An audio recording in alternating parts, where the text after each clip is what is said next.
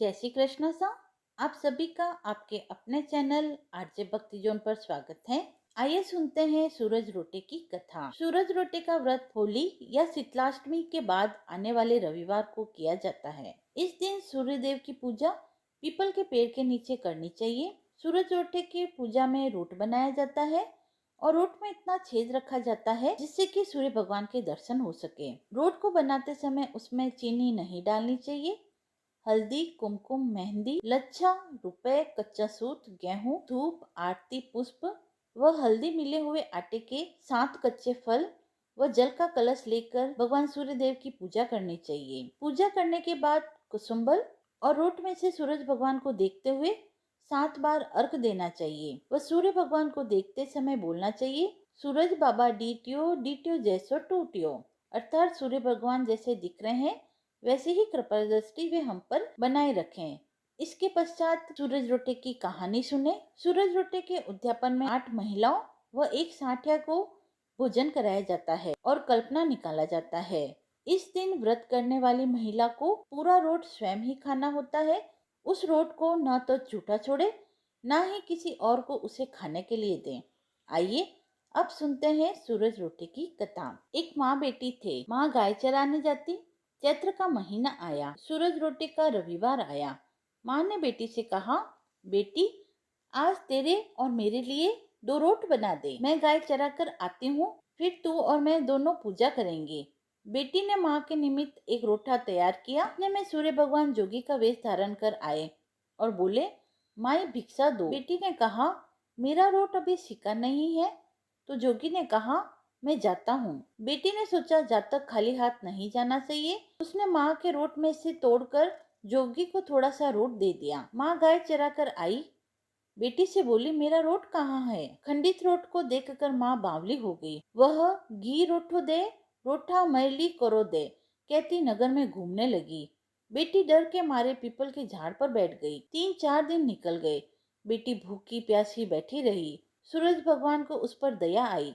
सूरज भगवान ने उसके लिए पानी का लोटा और चूरमा भेजा। एक दिन एक राजा का कंवर शिकार करने आया और उसी पीपल की डाली की छाया में बैठा और बोला, कितना अच्छा होता कि पीने को थोड़ा पानी मिल जाता। ऐसा सुनते ही लड़की ने थोड़ा पानी डाला। फिर राजा के कंवर ने कहा, मुझे बहुत भूख लगी है, कोई खाने को दे तो अच्छा होगा। तो लड़की ने ऊपर से चूरमा डाला। कंवर की भूख और प्यास मिट गई। वह विचार करने लगा कि यहाँ कोई है। यह सोचकर राजा ने अपने सिपाहियों को पीपल के पेड़ पर खोज करने के लिए भेजा। उन्होंने सब जगह देखा, उन्हें कुछ भी नहीं मिला। तो राजा का कंवर खुद ऊपर चढ़ा और ढूंढा तो वह लड़की मिली। राजकुंवर ने कहा, तू कौन है? तब लड़की ने अपनी कहानी सुनाई। राजा के कंवर ने कहा, मैं तुमसे शादी करना चाहता हूँ। तो लड़की बोली, आप तो नगरी के राजा हो, मैं तो गरीब और अनाथ लड़की हूँ। राजा जी मानेंगे नहीं। गाजे बाजे के साथ उस कन्या से पीपल के नीचे राजकुमार ने विवाह कर उसे अपने घर ले आया। बहुत दिन बीते। एक दिन माँ घूमती घूमती महल के बाहर पहुंची और आवाज देने लगी, घी रोटो दे, घी रोटा मायली कोड़ दे। बेटी छत पर खड़ी देख रही थी। रानी ने सिपाहियों को भेजकर माँ को बुलवाया और उसे एक कमरे में ठहराया। कमरा बंद कर दिया। एक दिन राजा जी ने सारी चाबियां मांगी। रानी ने 6 कमरों की चाबी दी, 7वें कमरे की चाबी नहीं दी। राजा ने जिद करके 7वें कमरे की चाबी लेकर 7वां कमरा खोला तो आगे सोने की शिला देखी। राजा ने रानी से पूछा, ये क्या है? रानी ने कहा, ये मेरे पीहर की भेंट है। राजा बोले, हमको आपका पीहर देखना है। रानी ने कहा, मेरा पीहर नहीं है, आप तो मुझे पीपल के पेड़ के नीचे से ब्याह कर लाए थे।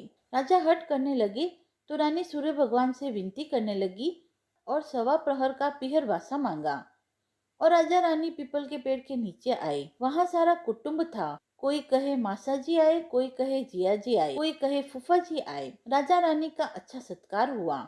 राजा को परिवार देखकर बहुत आनंद हुआ। 1 प्रहर पूरा हुआ। रानी घर चलने को कहने लगी। राजा बोला, इतना बढ़िया ससुराल इतनी जल्दी नहीं छूटेगा। अब तो रानी कुंवर के चिकोटी काटने लगी, उसे रुलाने लगी और कहा, मेरे तो कुंवर रो रहे हैं, आप राजा जी जल्दी चलो। राजा रानी को पीहर वालों ने खूब दिया और विदा किया। जल्दी में राजा जी अपने पैरों की मोजड़ी व घोड़ी का ताजना वहीं भूल गए। थोड़ा आगे जाते ही राजा को याद आया कि तो सिपाहियों से कहा, रथ वापस घुमाओ, मेरी घोड़ी का ताजना और मेरे पैरों की मोजड़ी वहीं रह गई है। रानी कहने लगी, इतनी सी चीजों के लिए वापस क्यों जाते हो? इतना धन उन्होंने दिया है, नहीं खरीद लेना। राजा ने एक न सुनी। वह पीपल के पेड़ के नीचे गए और देखा वहां राजा का सामान पड़ा है, पत्ते उड़ रहे हैं, पर कोई परिवार वैभव नहीं है। राजा बोले, रानी ये सब क्या है? रानी बोली, मैंने सूरज भगवान से 1.25 पहर का पीहर वासा मांगा था। मेरी तो एक माँ है जिसका रोटा खंडित होने से वो पागल हो गई। घूमते घूमते महल के नीचे आई तो मैंने उसे बुलाकर कमरे में बंद कर दिया। उसकी सोने की शिला हो गई। इतना सुनते ही राजा ने नगर में ढिंडोरा पिटवाया कि चैत्र के किसी भी रविवार को पीहर वासे के लिए सूरज जी का व्रत करना चाहिए। हे सूर्य भगवान, आप जैसे रानी पर प्रसन्न हुए और उसे पीहर वासा दिया, वैसे ही कृपा दृष्टि आपका व्रत करने वाले सभी व्रतियों पर बनाए रखना। खोटी की खरी, अधूरी की पूरी करना। बोले सूर्य भगवान की जय। यदि आपको यह कथा पसंद आई हो, आप वीडियो को लाइक करें, चैनल को सब्सक्राइब करें, कमेंट बॉक्स में जय सूर्यदेव लिखकर अपनी भक्ति को व्यक्त करें और ऐसी ही धार्मिक कथाओं व व्रत महात्म्य को सुनने के लिए जुड़े रहें आरजे भक्ति जोन के साथ। मिलते हैं अगले वीडियो में, तब तक के लिए धन्यवाद।